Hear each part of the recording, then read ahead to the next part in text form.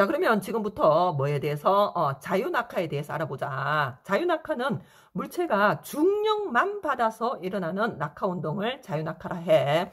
공기저항을 뭐 하겠다고 무시하고 중력만 받아서 일어나는 낙하운동을 자유낙하라 한다. 자, 이때 일정한 크기에 뭐가 작용하고 있다고? 중력이 작용하고 있다니까.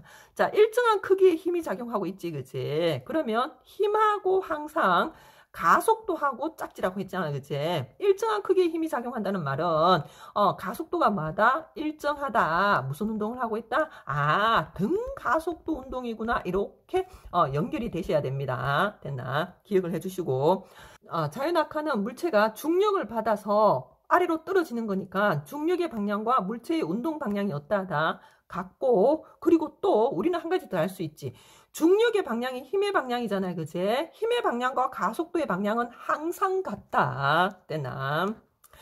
자, 1kg 물체와 2kg 물체를 같은 높이에서 낙하를 시키잖아요, 그치? 그러면 누가 먼저 떨어질 것 같아? 라고 물었을 때, 예, 2kg요. 이렇게 얘기하시면 안 됩니다.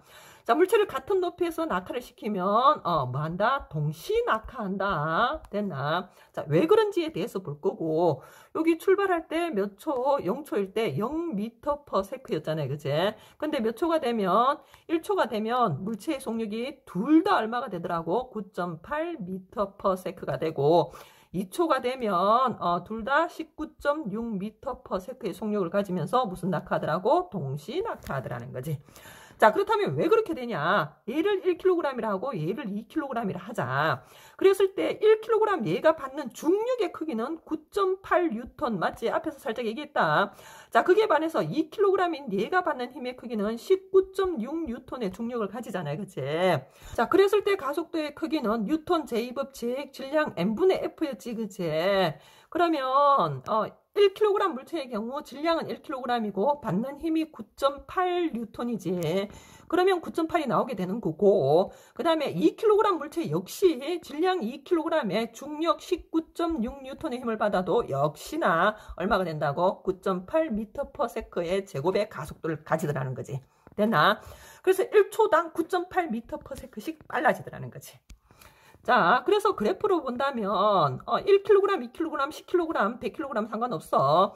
모든 물체가 지구에서 자유낙하를 했을 경우에 9.8m/s의 제곱의 가속도를 가져서 VT 그래프가 이런 식으로 나온다는 거지. 자, 여기가 V고 여기가 T면 몇 초가 지나면 모든 물체는 2초가 지나면 얼마가 된다고? 19.6m/s의 속력을 가지더라는 거지. 자, 그러면 2초 동안 낙하를 했을 때 낙하 거리 또한 우리는 또 계산을 할 수가 있게 되겠지, 그치? VT 그래프의 면적이 이동 거리가 된다고 했다.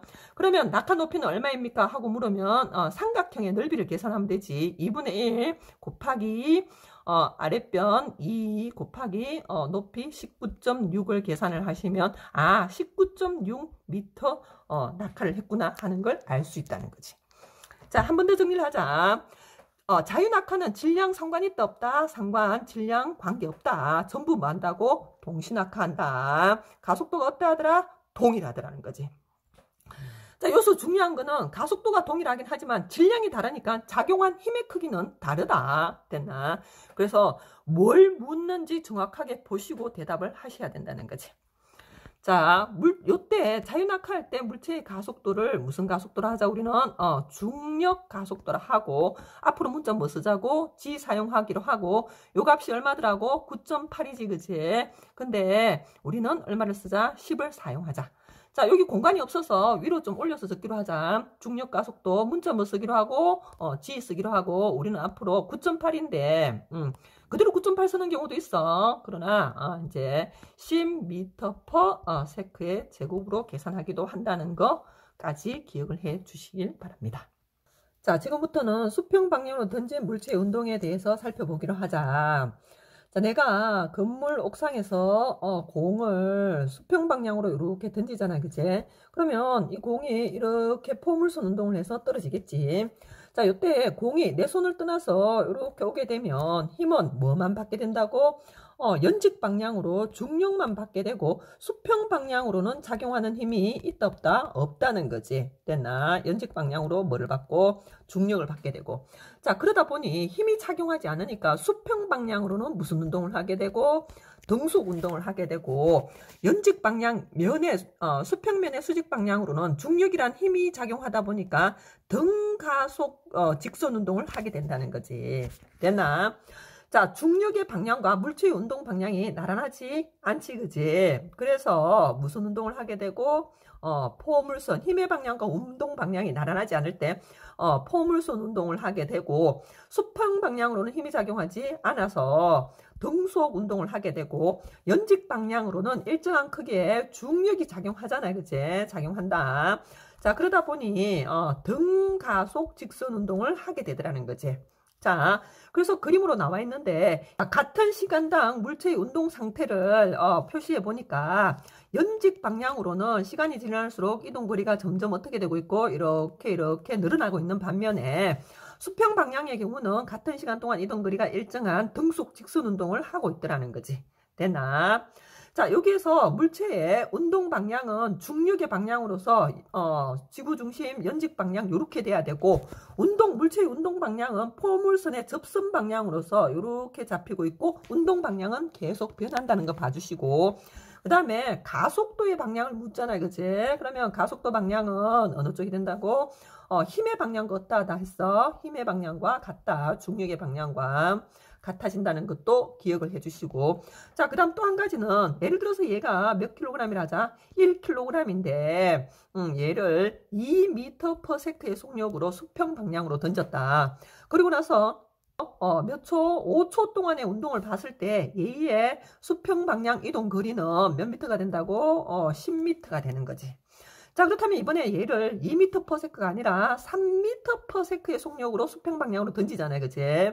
자, 그랬을 경우에는 얘가 지면에 도달하는 시간은 2m/s로 던졌을 때와 어떠하다? 5초로서 같고, 대신 이동 거리는 3m/s로 던졌는데 5초 동안 이동을 했으니까 15m가 되어서 포물선이 이렇게 돼서 이동 거리가 수평 방향 이동 거리가 증가하게 되는 거지. 자, 지금까지는 중력이 물체의 운동에 어떻게 영향을 미치는지 봤고, 지금부터는 중력이 지구 시스템에 어떤 영향을 주는지 보기로 하자. 자, 행성들이 태양 주위를 계속 돌고 있고 달과 인공위성이 지구 주위를 계속 공전하고 있을 수 있는 이유도 중력에 의해서 걔들의 궤도가 유지될 수 있다는 거지. 그리고 바닷물에 밀물과 썰물 있잖아요, 그치? 요거 역시 달과 태양의 인력에 의해서 물의 흐름이 생긴다는 거. 그리고 지구의 대기 성분이 N2와 O2가 되는 것도 지구 중력의 크기하고 상관이 있으며, 자, 대기의 밀도는 어느 쪽으로 갈수록 아래쪽으로 갈수록 대기의 밀도가 어떻게 된다고? 높아진다는 거지. 즉 산 위로 올라갈수록 공기의 양이 어떠하다? 희박하게 되고 호흡이 곤란해지게 되지, 그지? 됐나? 자, 그 다음에 중력이 생명 시스템에 미치는 영향에 대해서 볼 건데, 대표적으로 누가 있어? 기린 있잖아, 그지? 자, 기린 같은 경우는 목이 길잖아. 그러다 보니 머리가 위에 있단 말이야. 자, 그래서 심장의 크기가 어떠하고? 크고 혈압이 어때서? 높아서 그 위에까지 혈액을 공급할 수 있는 그런 장치를 갖고 있더라는 거지.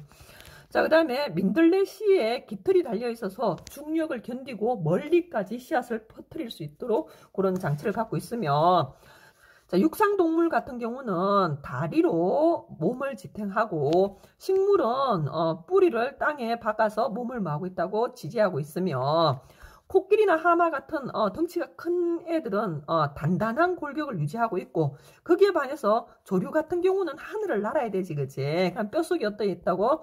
비어서 몸을 가볍게 해서 중력을 견디고 하늘을 잘 날 수 있도록 몸속 구조가 이루어져 있다는 거지. 자, 이렇게 단원을 마무리하면서 자유낙하하고 수평 방향으로 던진 물체의 운동을 비교를 좀 해보자. 자, A가 바로 뭐가 되고 그대로 놓은 자유낙하가 되고, 그 다음에 B가 수평 방향으로 던진 물체의 운동이지, 그지? 자, 수평 방향으로 던진 물체의 운동은 수평 방향과 연직 방향으로 나누어서 봐야 되겠지. 자, 일단 A 같은 경우 자유낙하의 경우는 힘이 작용을 하고 있지, 그지? 무슨 힘이? 중력이 작용하고 있고 그 힘의 크기가 어떠하다고 일정하며, 자, 그러다 보니 속도는 어떠하다? 증가하고 가속도하고 힘하고 연결된다 했다, 그치?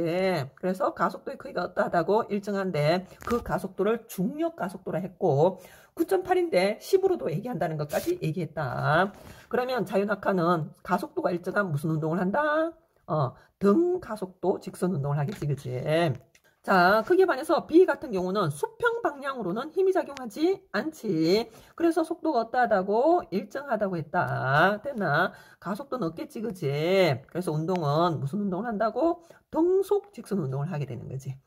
자, 그 다음에 연직 방향 같은 경우는 중력이 작용하지. 그래서 일정한 크기의 중력, 힘이 작용하고 있고 속도는 어떻게 되며 증가하며 가속도는 어떠하다? 일정하고 그래서 연직 방향은 무슨 운동을 한다고? 등가속 운동을 하게 되며 자유낙하하고 수평 방향으로 던진 물체의 연직 방향 운동은 물값이 이렇게 같게 되겠지, 그지?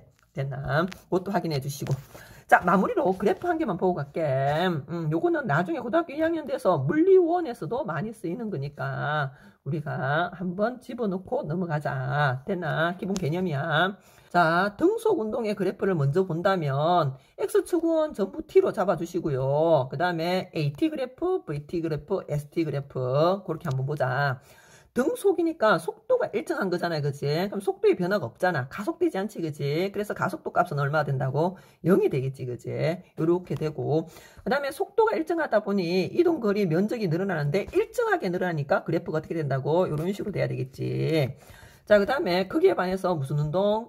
등가속 직선 운동의 경우는 AT 그래프, 그 다음에 VT 그래프, ST 그래프를 그려보면 위에 거하고 비교해서 등 가속도 운동이니까 가속도가 어떠하다고? 이렇게 일정해야 되고 그 다음에 속도가 일정하게 증가하는 그래프가 돼야 되겠지, 그치?